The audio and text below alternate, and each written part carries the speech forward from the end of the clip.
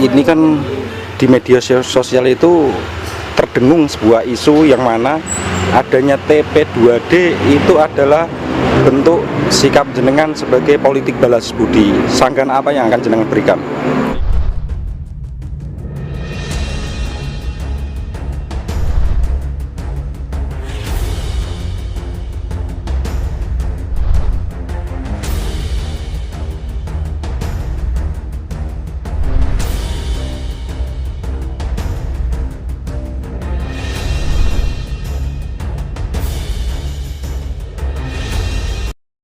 Bupati Blora Arif Rohman akhirnya hadir di hadapan awak media, menyusul setelah sebelumnya sejumlah LSM menyoal tentang keberadaan TP2D. Ada juga media lokalan yang turut menyorot dengan menerbitkan sebuah karya opini pribadi hingga akhirnya jadi kabar liar dan viral di media sosial. Termasuk ada juga pegiat media sosial turut dengan sengaja merepost tangkapan layar karya opini pribadi tersebut.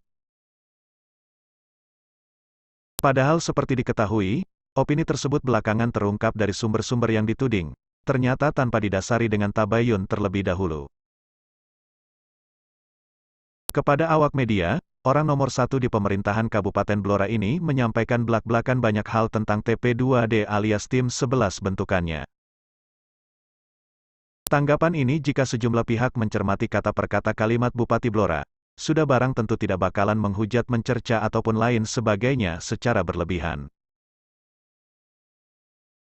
Dalam kesempatan ini, Bupati Blora juga mengucapkan selamat Idul Fitri bagi masyarakat Blora. Semoga video ini menjadi pencerahan, dan jika bermanfaat silakan share seluas-luasnya demi ikhtiar bersama-sama mewujudkan sesarengan bangun Blora. Ya, saya menyimak karena tim percepatan pembangunan daerah ini memang idenya saya ini kan harus mewujudkan janji-janji kampanye saya, visi-misi saya. Nah, untuk mewujudkan hal tersebut tentunya saya butuh tim yang membantu saya memberikan masukan-masukan terkait dengan pembangunan yang ada di Blora ini. Yang mana tim ini saya tugasi untuk memonitoring program-program yang sudah kita programkan. Ketika ada sesuatu kemandekan atau perlu kolaborasi agar ada percepatan, tim ini saya tugaskan untuk turun untuk mencari agar persoalan ini mandek kenapa. Contohnya ketika soal kemiskinan, tema kemiskinan. Jadi tim ini saya kasih tugas untuk per tematik ya. Taruhlah mungkin ada masukan ke saya, Pak, ini tingkat kemiskinan di Blora ini kok caranya agar bisa turun seperti apa. Nah, akhirnya tim ini bekerja mengumpulkan di FGD dengan OPD yang terkait, ke BPS, terjun ke lapangan dan sebagainya untuk mengasih masukan kira-kira untuk menurunkan angka kemiskinan di Blora ini seperti ini. Nah, kemudian ada masalah tadi soal sampah, ada beberapa persoalan yang menurut saya ini harus dikaji oleh tim yang memberikan masukan ke saya secara independen. Jadi tim ini tidak menjadi eksekutor, tim ini hanya fungsinya untuk memberikan masukan ke saya. Eksekusinya tetap ke dinas-dinas teknis terkait. Dan ketika masyarakat menyikapi ini ya malah bagus. Oh, ternyata mendapat perhatian kan gitu. Dan tentunya kita akan terhadap masukan dari masyarakat tersebut akan kita tampung dan akan menjadi penyempurnaan ke depan. Tim ini berjalan juga sesuai regulasi, dalam arti kita aturannya di peraturan bupati ini kita konsultasikan ke pemerintah provinsi, ke biro hukum, dan oleh biro hukum ini dibolehkan gitu.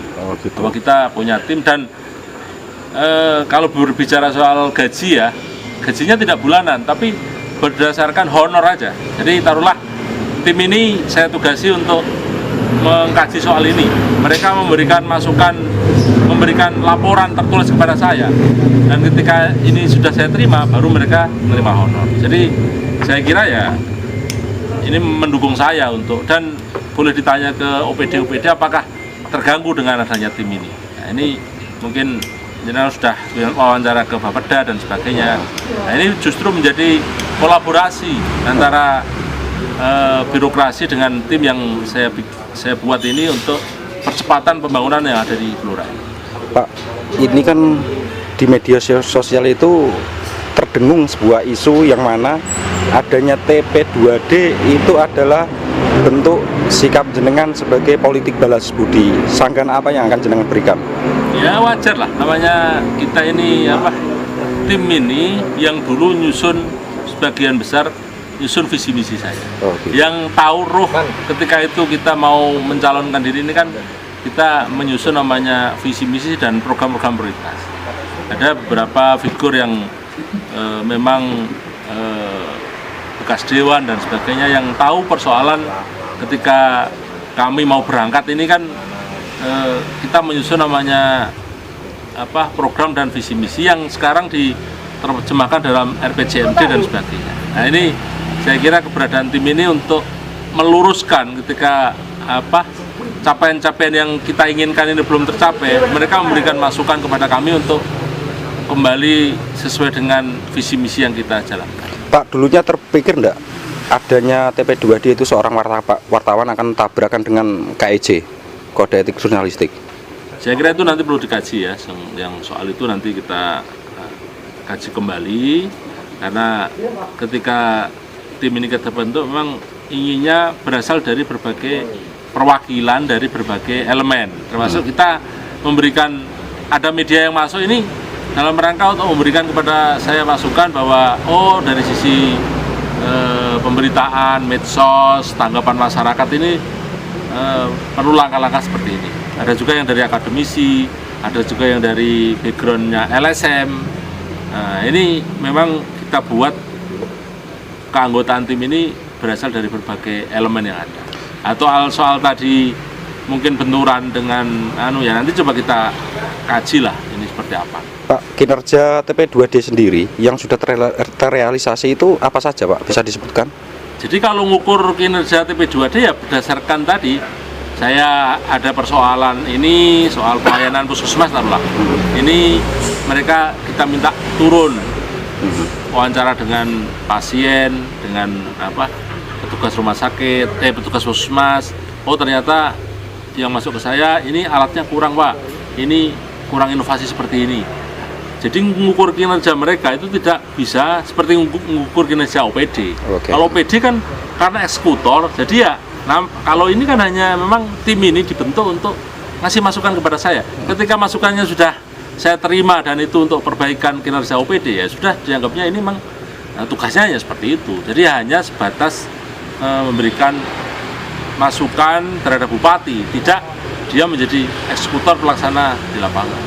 Terakhir Pak, masukan untuk masyarakat agar berlaku di media sosial lebih bijak. Ya, kita ini kan eranya memang sudah era keterbukaan. Nah, tentunya kita harus bersama-sama bagaimana menciptakan suasana yang memang kondusif agar pembangunan yang di Blora ini bisa berjalan dengan baik. Dan salah satu partner kita adalah media. Media ini adalah kawan kita untuk memberikan masukan kepada kami. Saya tidak anti untuk dikritik, silakan kalau memang ada sesuatu yang menurut masyarakat itu perlu menjadi perbaikan ya kita akan terima. Tentunya dengan bahasa-bahasa yang santun, karena kita ini orang timur ya tentunya kita harapkan disampaikan dengan ya sesuai dengan kode etik yang ada. Pak, sekilas kasih, ini kan kebetulan momen mau lebaran, kasih ucapan Idul Fitri dong Pak untuk masyarakat secara umum. Masyarakat Kabupaten Blora, saya Arif Rahman, Bupati Blora. Mohon maaf lahir batin apabila saya dalam memimpin 1 tahun 3 bulan ini masih banyak kekurangan, untuk mohon dimaafkan, dan kita akan terus bersama-sama bagaimana memenuhi apa yang menjadi ekspektasi masyarakat, terutama kita fokus di bidang infrastruktur. Semoga tahun ini nanti akan banyak pembangunan yang kita lakukan untuk agar masyarakat sesuai dengan keinginannya, infrastrukturnya semakin baik. Dan juga sektor yang lainnya, sektor pertanian, peternakan, sektor UKM, sektor pendidikan, kesehatan, semuanya lah. Ini penting untuk kita agar Blora ini ke depan lebih baik. Jadi selamat Idul Fitri, mohon maaf lahir dan batin.